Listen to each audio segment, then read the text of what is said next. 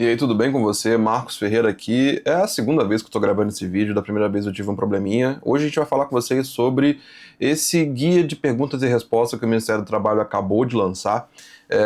E aí a gente vai discutir com vocês porque na história, né, a gente tem o guia em 2025, o guia dos riscos psicossociais, a gente tem o manual dos fatores do capítulo 1.5, né, do gerenciamento de riscos ocupacionais lançados agora em 2026. E agora, no mês de maio, início do mês de maio, é lançado, então, Perguntas e Respostas do Ministério do Trabalho, um documento que, para a gente, ele é bastante auxiliador. Para mim, ele fecha a trinca daquilo que você precisava saber a respeito do gerenciamento dos fatores psicossociais, tá bom? Então, o que eu vou fazer aqui? Eu vou ler pergunta a pergunta as respostas e vou focar nos pontos de cada resposta que eles trouxeram para a gente poder fazer um alinhamento aqui, tá bom?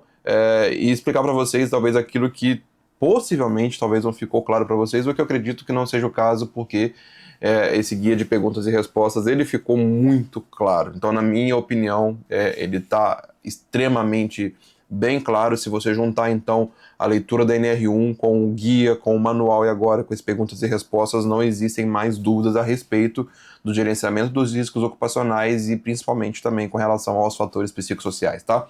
Então, antes de mais nada, eu vou pedir para você para se inscrever no canal, né? Depois de quase uma hora gravando, eu perdi o arquivo porque a bateria desligou e aí o arquivo corrompeu. Então, se você puder me ajudar, se inscreve no canal, faz um comentário. Agora tem aquela opção de deixar um hype, né? Se você puder, deixa também um hype nesse vídeo. Isso vai ajudar esse vídeo a chegar a mais pessoas falando sobre saúde e segurança do trabalho. É bem importante para mim aqui. Se você puder me ajudar, eu vou ficar muito grato por isso, tá bom? Então vamos lá, direto ao ponto aqui pra gente.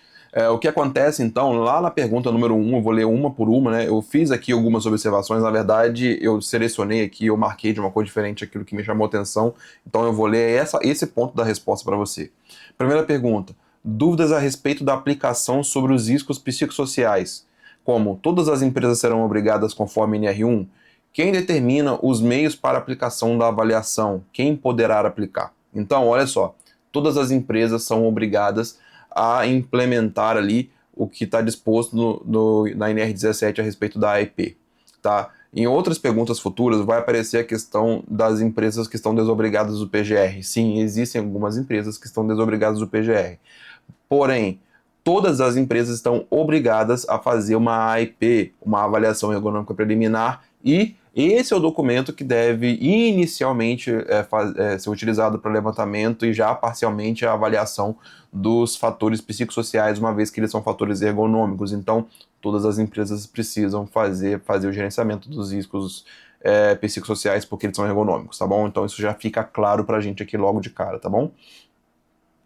Outra coisa, ainda nessa primeira pergunta, é quem determina os meios para a realização desse processo é a própria empresa. Ela é a responsável legal pelo programa, o PGR no caso, né, Programa de Gerenciamento de Riscos, e também pela AIP.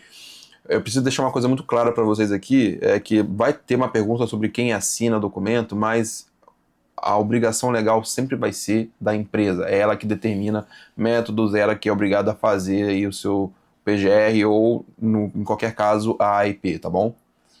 Vamos lá, pergunta número 2. Quais são os documentos além do PGR, né, que serão aceitos como prova de gestão dos riscos psicossociais? Então vamos aqui olhar de forma geral, né?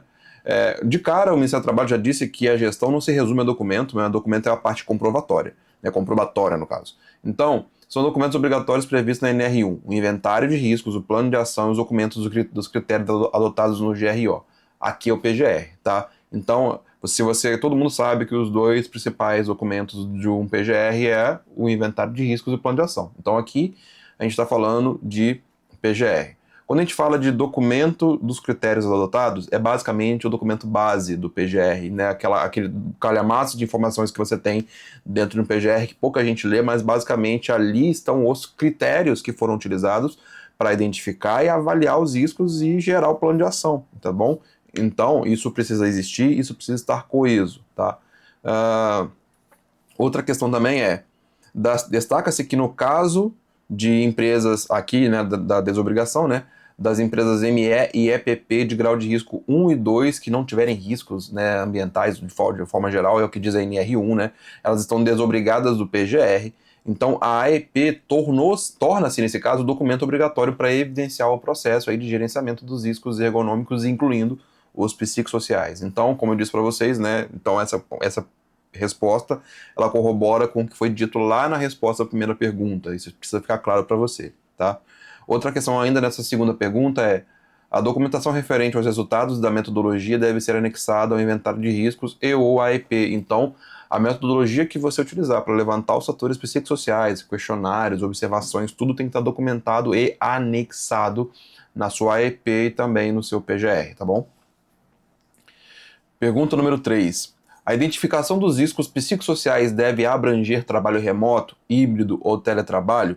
A gente falou disso muito aqui no canal, você pode rolar vídeos para trás aí, dar aquela maratonada básica no canal, e você vai ver que a gente falou disso aqui em algumas lives também. O trabalho remoto, ele, conforme a resposta no seu trabalho, sim, ele é objeto também dessa AIP que vai incluir os psicossociais. E aqui, ó, eu marquei para vocês que, para essas circunstâncias, poderá ser necessária a adoção de estratégias compatíveis com as especificidades no contexto avaliado, definidas pela própria organização com base nos critérios técnicos adequados, podendo incluir, entre outras abordagens, instrumentos de levantamento e informação de autoavaliação estruturadas, entrevistas e outros meios tecnicamente fundamentados. Por que aqui teve um cuidado maior do Ministério do Trabalho? Porque ninguém pode entrar na casa de ninguém sem autorização. Então, por isso que aqui fala muito de autoavaliação, é muita observação daquilo que você consegue fazer na telinha ali de uma call, onde você está fazendo uma abordagem ao trabalhador, mas a abordagem presencial não vai poder ser feita. Obviamente, o trabalhador tem essa possibilidade, até porque o trabalho remoto, o teletrabalho, em algumas empresas, principalmente aquelas de software, né, o trabalhador está em outra cidade, em alguns casos, outros países. Então, esses casos acontecem aqui também, tá? Pergunta número 4. No PGR da indústria da construção, a contratante deve inserir no seu PGR os fatores e riscos psicossociais do PGR da contratada? E a resposta foi sim. Então, deve haver, no caso da indústria da construção, eu vou ousar dizer para você que também nos outros PGRs das outras indústrias, deve haver essa intersecção de informações. Então, as informações do inventário de riscos, incluindo os riscos psicossociais, elas devem ser enviadas e devem estar consignadas no PGR da contratante. Então, basicamente, esse deve ser um praxe que a gente vai ter em todos os anos de atividade onde tem cessão de mão de obra, onde tem prestação de serviço intramuro superior a 30 dias, tá bom? Então, qualquer tipo de obra de ampliação, qualquer tipo de serviço terceirizado superior a 30 dias, ou a cessão de mão de obra contínua, né? O porteiro, o trabalhador da cozinha, jardinagem, que às vezes o trabalhador ele está cedido permanentemente para a contratante. Então, o PGR da contratada, os itens do inventário de riscos que impactam ali aquele trabalho deve ser enviado para a contratante deve consignar isso no PGR dela e nas ações conjuntas que devem acontecer entre as duas empresas. Essa é uma tônica da NR1, não só da NR18, como foi aqui o alvo da pergunta, tá? Então, fiquem atentos a isso também. Bom, existe modelo de documento ou planilha, né? A NR17 não estabelece modelo padronizado para AEP. Isso é um fato. Como referência normativa, o manual do GRO trouxe exemplos de planilhas e estruturas documentais, tópicos e tudo mais, mas ele não trouxe modelos. Então, se você quiser modelos documentais, a gente tem isso no GRO 360, a gente tem isso nos nossos cursos, mas modelos documentais não existem de forma normativa ou oficial pelo Ministério do Trabalho. O que você precisa ter, na verdade, é utilizar o manual como referência mínima, né? Utilizar a norma instruída ali pelo manual como referência mínima do que deve conter aí na sua AEP e também no seu PGR, tá? Outra coisa aqui, ó, as empresas podem fazer, né? Pergunta número 6. As empresas podem fazer um mapeamento dos riscos psicossociais como parte da avaliação médica periódica, desde que sob sigilo médico e relacionado ao trabalho? A resposta aqui é não. Vamos falar melhor isso aqui, porque isso aqui foi uma tônica de dúvida que teve no final de 2024 e no primeiro semestre de 2025. As pessoas confundiam o levantamento dos fatores psicossociais com aquela avaliação psicossocial feita para alguns casos específicos lá no exame de admissão, nos periódicos e tudo mais. E não é esse o caso, vai? Então, o que o Ministério do Trabalho está explicando aqui, né? Não pode. Por quê? O processo de identificação dos perigos e avaliação de riscos refere-se à análise das condições de trabalho e não de pessoas, né? Olha o que está em verde aqui que eu marquei para vocês. E não se confunde com a avaliação clínica individual da saúde mental dos trabalhadores. Não é objeto da NR1 a saúde do trabalhador. É objeto da NR1 identificar nas condições de trabalho, na tarefa que vai ser executada, se existem fatores adoecedores, mas não o trabalhador especificamente. Não estou dizendo que que cuidar do trabalhador também não é obrigação da empresa. Eu estou dizendo para você que no caso da NR1, ela quer, na verdade, encontrar a fonte do problema e tratar, neutralizar, eliminar a fonte do problema. Esse aqui é o que a NR1 quer. Pergunta número 7. Existe um profissional específico para identificação e avaliação dos riscos psicossociais relacionados ao trabalho? Quem faz a avaliação é psicólogo, médico, setor de RH, SST? O técnico pode fazer a EP? Qual o profissional para realizar a NR1? Quem assina o PGR? Né? Várias perguntas sobre profissionais que podem fazer, assinar e tudo mais. Vamos direto ao ponto aqui. A NR1 e NR17 não estabelecem de forma geral um profissional específico ou categoria de profissional exclusiva para realizar a identificação dos perigos e a avaliação de riscos ocupacionais, de forma geral, das 5 categorias, tá? Isso significa que a definição do profissional e da equipe é de responsabilidade da empresa. Isso, eu sempre disse isso aqui. E daqui a pouco eu vou fazer um comentário muito pertinente que você precisa ouvir aqui, tá? E a empresa lá vai definir quem vai ser o profissional ou a equipe multiprofissional ou multidisciplinar, conforme a necessidade técnica do caso, tá? Vou dizer uma coisa para vocês. A gente fez um levantamento recente numa empresa agora e a gente estava em 3 profissionais fazendo levantamento de 3 áreas: ergonomia, psicologia e a segurança do trabalho. E agora a gente vai fazer o plano de ação e no plano de ação entra os gestores, né? Então entra a gestão, porque as medidas são de organização do trabalho, então a gente precisa deles. Então a equipe é multiprofissional e multidisciplinar, né? Quanto ao PGR, a responsabilidade legal por sua elaboração, implementação e manutenção é da organização.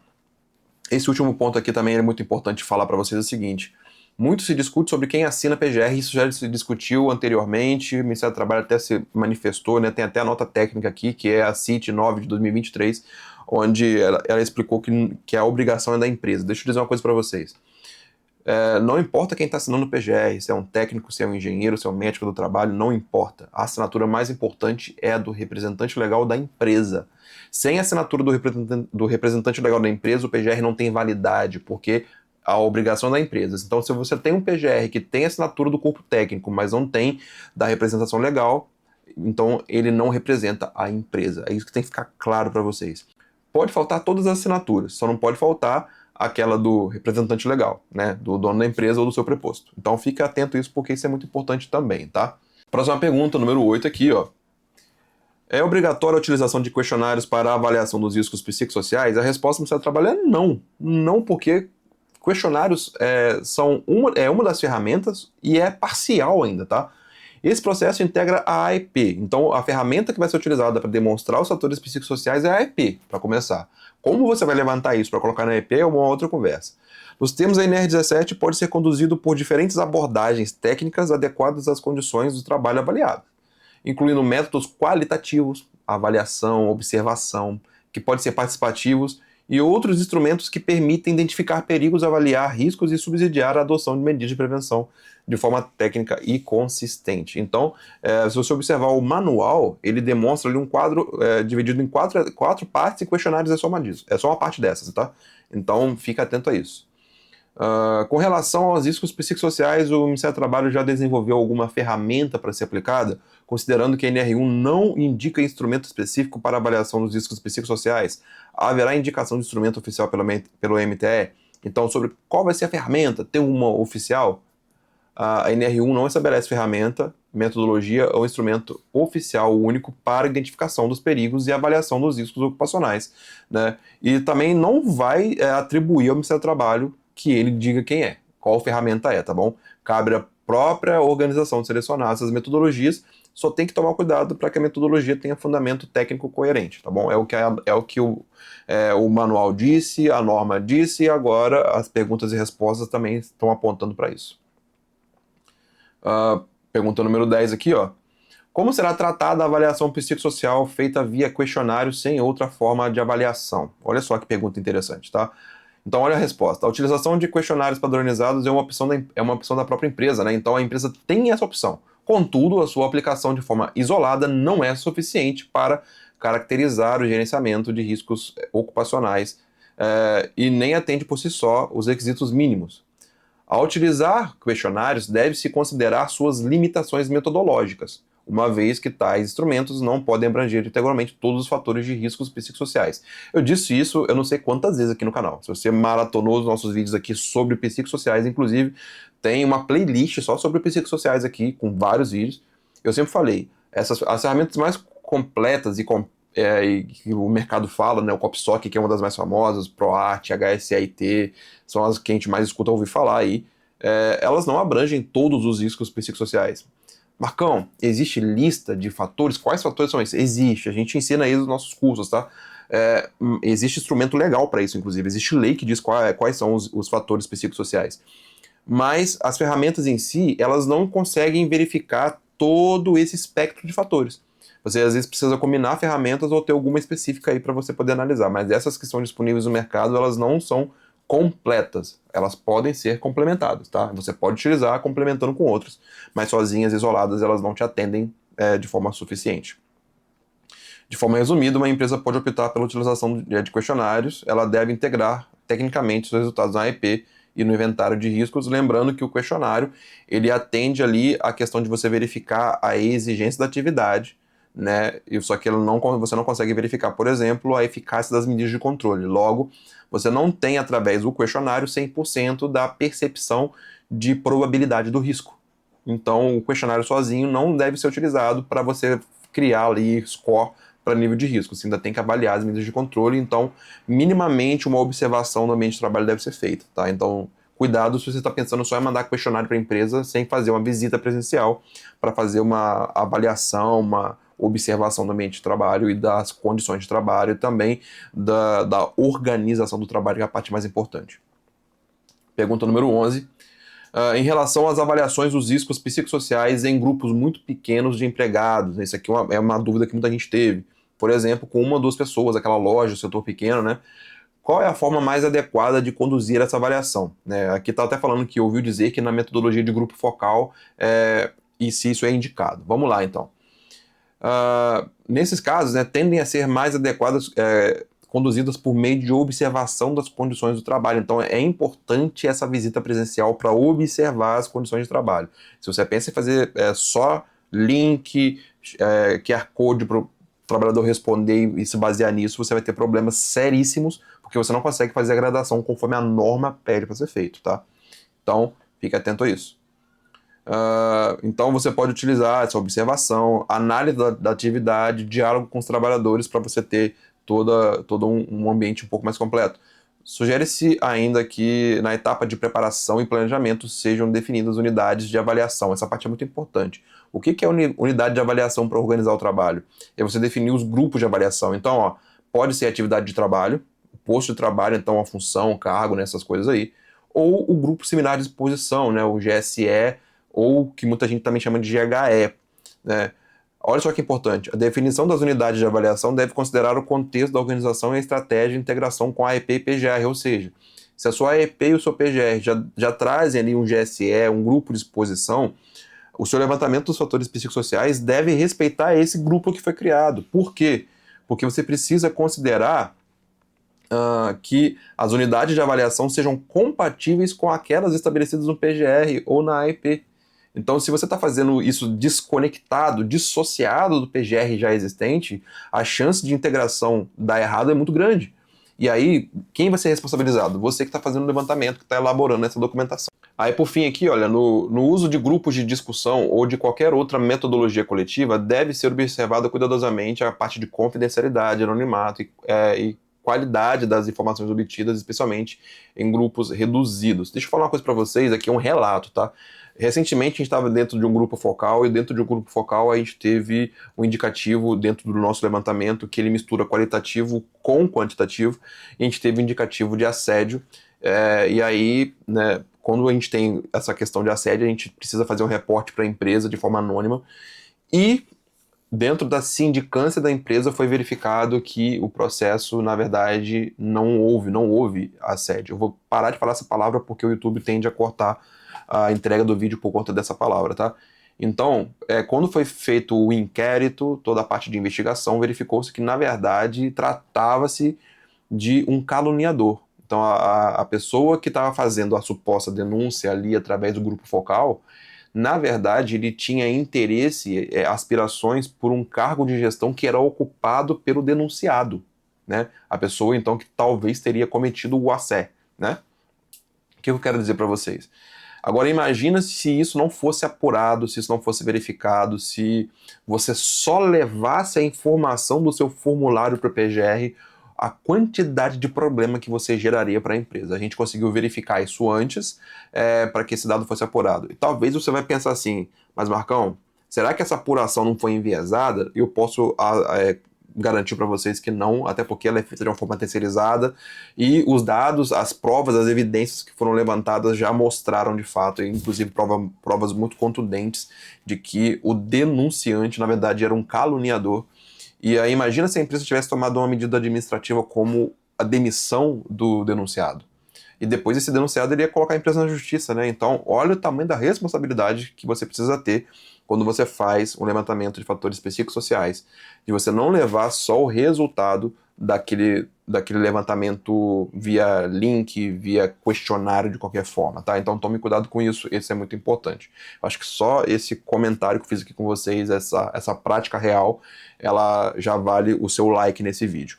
Inclusive, falando de prática real, eu acredito que muitos de vocês sabem que ao final desse mês de maio, né, nos dias 22 e 23 de maio, a gente vai estar em São Paulo num curso presencial, é uma imersão presencial de 2 dias, onde a gente vai estar falando com vocês de AEP, PGR e plano de ação na prática. Então, o curso é 60% prático, várias oficinas onde você faz uma AEP, você faz um PGR, inventaria o risco na prática, você faz o plano de ação e esse curso ele também vai trazer uma questão de retorno de investimento. Então, como você mostrar, como você sabe vender um plano de ação para o empresário. Eu não estou falando nem de vender o serviço, estou falando de como convencer o empresário a implementar o plano de ação.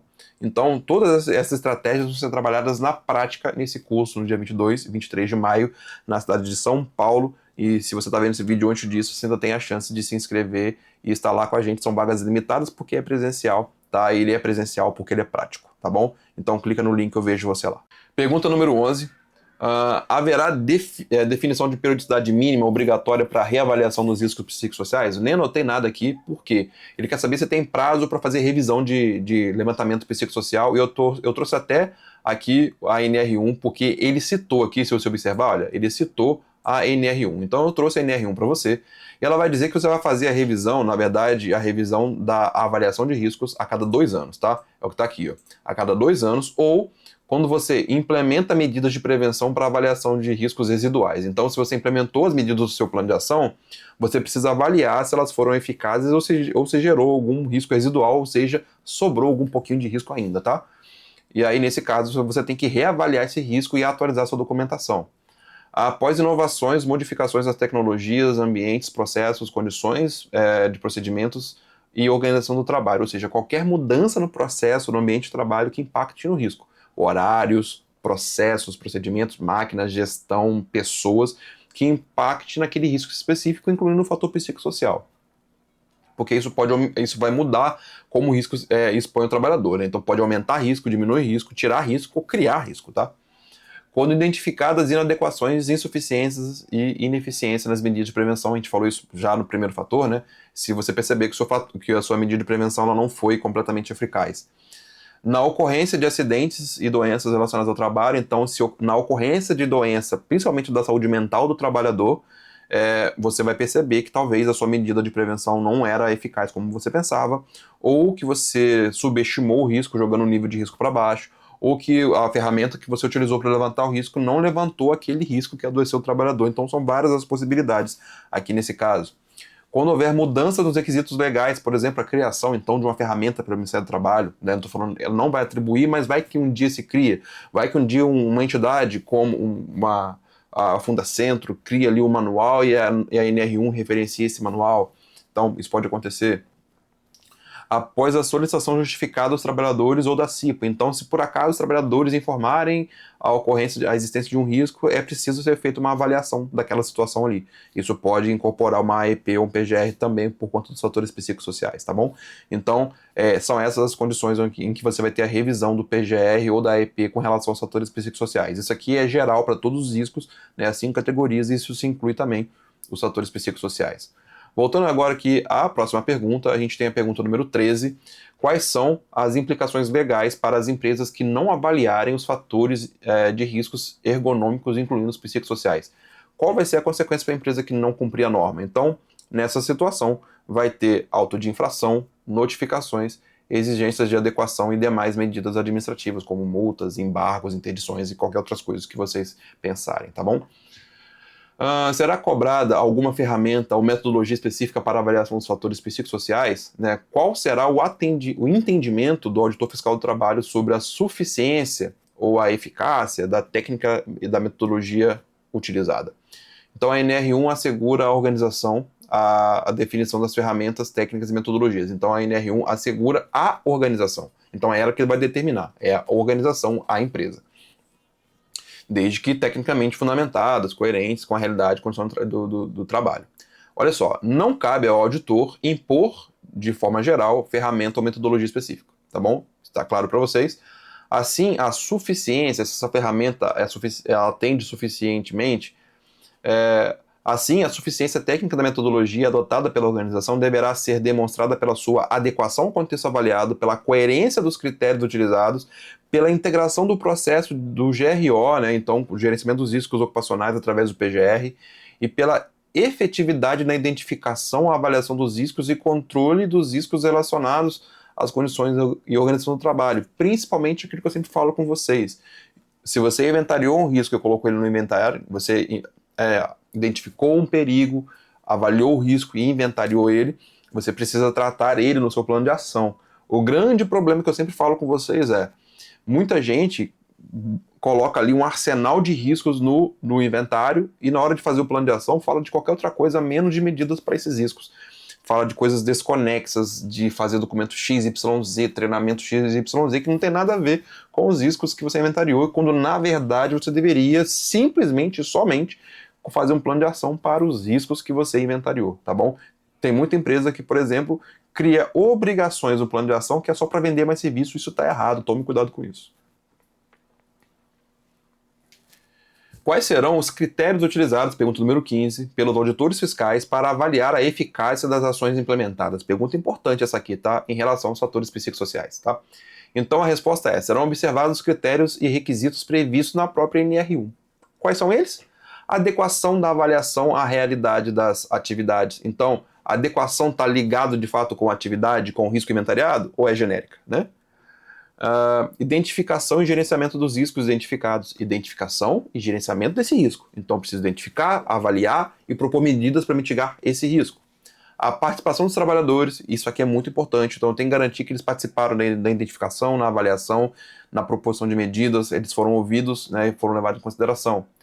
Definição de medidas de prevenção e controle, então seu plano de ação está coerente, está falando sobre isso. Seu plano de ação tem responsáveis, prazos, forma de acompanhamento e revisão das ações implementadas, conforme que a gente respondeu agora há pouco ali, né, que está na NR1.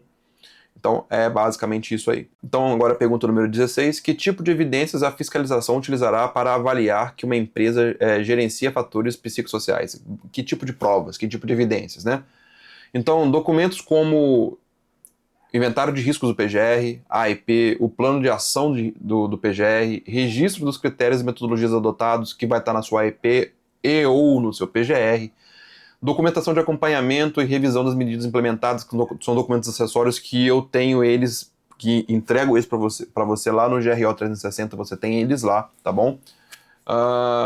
Outra questão aqui também que eu marquei de verde para você é, além da análise documental, poderão ser considerados outros elementos de verificação, como entrevistas aqui, mas basicamente é a visita do auditor, tá?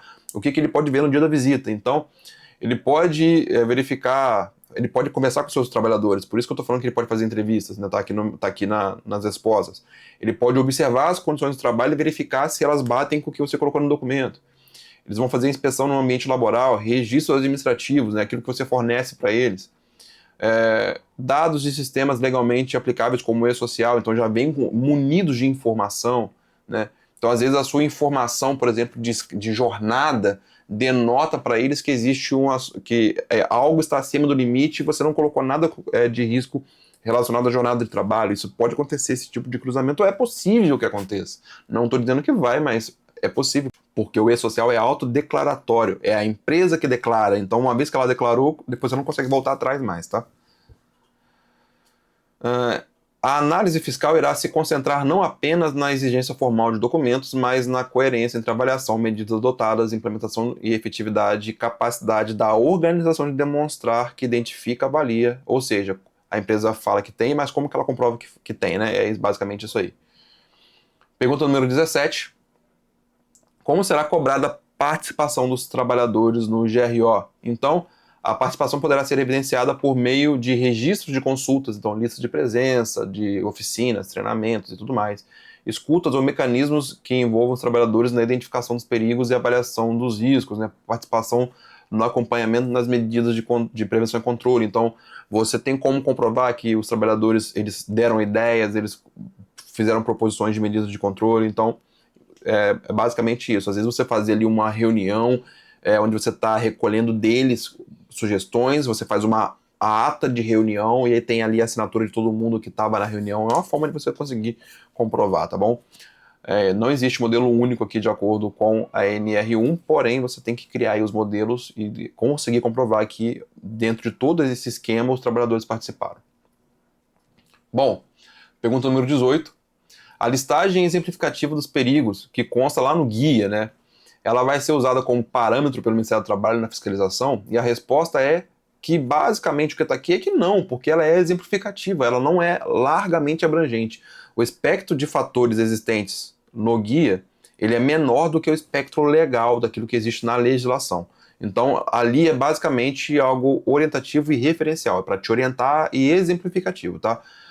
Não pode ser taxativo, não é a base. O guia existente ele não é a base, ele é só uma forma de te orientar. Pergunta número 19.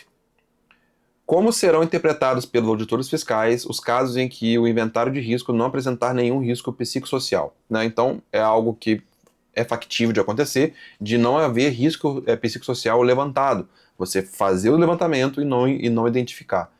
E aí, a ausência de registros de fatores de riscos psicossociais relacionados ao trabalho não constitui por si só irregularidade, desde que a organização seja capaz de demonstrar de forma técnica fundamentada que realizou o processo adequado da identificação dos perigos, da avaliação, análise, incluindo metodologia, critérios, ou seja, desde que a empresa comprove que ela seguiu tudo que tinha que seguir, que ela fez a avaliação e nessa avaliação ela não identificou os fatores, ou aquilo que ela identificou estava controlado, ou até que você tem uma revisão de PGR, por exemplo, e aí você na primeira você tinha fator, e aí você implementou a medida de controle, a medida de prevenção, e agora o fator está controlado e não aparece mais. Você tem que ter isso tudo comprovado, o que você fez, o que você deixou de fazer, tudo documentado. Se isso aparecer ali, você consegue comprovar, isso é feito através de AIP, inventário de riscos, PGR, os relatórios, comprovações de medida de controle implementado e tudo mais. Agora tem um ponto importante, ó. Caso o auditor fiscal do trabalho identifique, com base na fiscalização dos requisitos normativos aplicáveis, a existência de perigos ou fatores não identificados, avaliados e gerenciados, poderão ser adotadas medidas administrativas cabíveis, inclusive autuação conforme o caso. Então, se você falou que não tinha, ele chega na hora e tem, ele vai te autuar. Basicamente é isso. Pergunta número 20, a gente já está acabando, né? O novo texto entra em vigor em 26 de maio. Após essa data, a minha empresa estará sujeita à autuação pela fiscalização? O que o Ministério do Trabalho diz aqui é o seguinte, né? Eu vou resumir para você. Basicamente assim, ele tá dizendo que vai ser garantido o critério de dupla visita. Então, a primeira visita ela é orientativa e na segunda você pode ser autuado. Só que isso acontece nos primeiros 90 dias após 26 de maio. Então, de 26 de maio para frente, você tem ali 3 meses de caráter orientativo. Você já precisa estar cumprindo a norma. Mas o Ministério do Trabalho vai agir assim. Se ele chegou na sua empresa neste período e você não tinha parcial ou totalmente cumprido a norma, ele vai te orientar. Você vai ter esse período para se adequar. Após 3 meses da entrada em vigor da norma, desse novo texto, vale o que está na norma. Então não tem, é autuado e acabou, tá bom? É assim que funciona. Estou dizendo para vocês então que você tem que esperar, que você tem mais 3 meses então para você fazer o seu PGR atualizado aqui? Não, porque eu já falei para vocês em outros vídeos que a implementação das medidas de controle de prevenção para fatores psicossociais não acontece do dia para a noite, porque elas mexem numa estrutura de organização do trabalho, mexem no processo, mexem na maquinário, mexem com pessoas. Tem coisas que você tem que criar um ambiente para aquilo, tem coisas que depois que você implementa, ela demora a fazer o efeito. Nesse caso de fatores psicossociais é assim, tá bom? Então, minha recomendação para você é para ontem, porque você ainda tem um prazo de maturidade do processo. Mas, faça. A partir, né, então a gente tem maio, junho, julho, agosto. A partir de 26 de agosto, na teoria, você não tem mais prazo orientativo. É só autuação, notificação, multas e aí você já sabe todo o resto que pode acontecer, tá bom? Pergunta número 21, estamos acabando já, tá?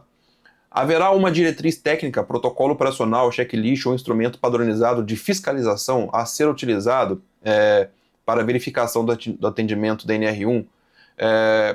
Qual o protocolo a ser seguido pelos auditores fiscais? Basicamente a pergunta aqui é, o auditor fiscal vai ter um checklist que ele chega na sua empresa e ele vai dando ok ou não, conforme ou não conforme, para ver se está tudo certo ou não? Então, o que está sendo dito aqui não. Ó. Até o momento, não há previsão de um checklist padrão, né, para ali o Ministério do Trabalho. Eles basicamente quer saber o seguinte, o que eu tenho que cumprir? Então, o que está dizendo? Olha só, tem que cumprir o que está na NR1 e na NR17. Você tem que fazer o gerenciamento nos moldes do item 1.5 e, no caso dos fatores ergonômicos e psicossociais, NR17. Cumpre os dois. Basicamente, transforma as duas NRs em checklist. É isso que você tem que fazer. Verifica se você está cumprindo item a item e aquilo que você não está cumprindo, cumpra. Faça o seu gerenciamento da forma como as normas pedem, tá bom? A autuação fiscal em SST tende a se fundamentar primordialmente nos requisitos previstos nas NRs aplicáveis, nesse caso NR1 e 17, bem como em documentos oficiais, materiais orientativos e referenciais técnicas divulgados pelo Ministério do Trabalho. Então, aquilo que não está explicado na norma, pode estar explicado no guia, no manual, e você precisa seguir, porque está sendo referenciado por eles. E aí, a última pergunta aqui é a pergunta número 22, tá? Como será fiscalizado tanto o inventário de riscos, bem como o plano de ação por parte do auditor fiscal do trabalho? Como será a fiscalização na prática? O que as empresas terão que provar? Então, na prática, a fiscalização tende a combinar a análise documental e verificação das condições reais de trabalho. Então, verificar se o que está no papel bate com o que está na realidade. Então ele já chega com o seu papel na mão, ele vai verificar aquilo, vai verificar se o que está no papel atende o normativo e depois ele vai verificar se o que está no ambiente real bate com o que está no papel ou se você por acaso fez o papel só para poder entregar para ele, né? Visto que geralmente ele pode te fazer uma requisição online, por exemplo, e quando ele chega no seu ambiente de trabalho ele já tem o seu PGR na mão. Então ele já sabe o seu PGR de cor e vai para a área verificar se aquilo é verdade. É basicamente isso daí, tá bom? Deixa eu ver mais o que eu pulei aqui. Isso pode envolver a análise do inventário de riscos, do plano de ação, da AEP, dos critérios e metodologias adotados, que é basicamente o inventário, o plano de ação do PGR e o documento base do PGR e também a AEP, quando for o caso, né? A AEP em todos os casos, inclusive, né?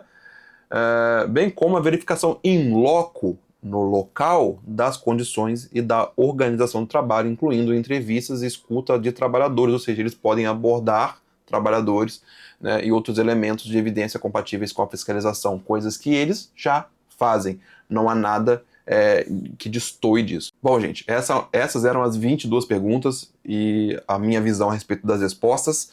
Para mim, com base nas duas normas, NR1 e NR17, o guia de 2025, o manual de 2026, e agora com essas respostas elucidativas aqui desse guia de perguntas e respostas, eu não tenho mais nenhuma dúvida a respeito do que eles querem, de como vai funcionar o gerenciamento dos fatores psicossociais na prática.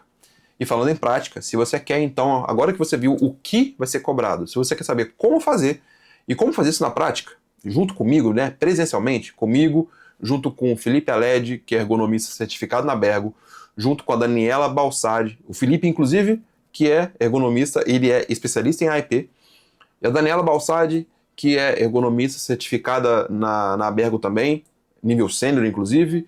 Hoje ela atua como ergonomista da Coca-Cola.